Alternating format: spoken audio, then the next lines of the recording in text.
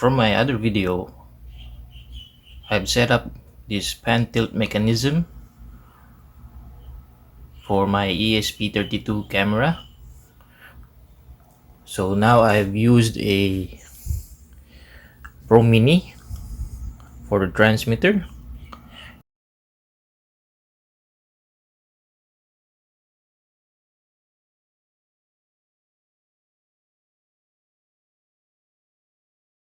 So for the Pro Mini, since it doesn't have a 3.3 volt output to supply to the NRF module, I built a voltage divider to output 3.3 volts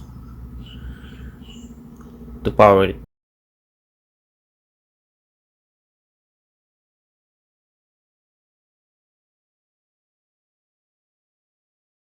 I'm taking in 12 volts from a buck converter and supplying it to my Arduino Pro Mini and the NRF.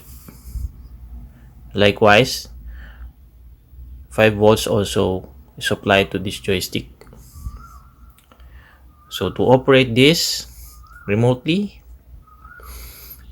you'll use this joystick.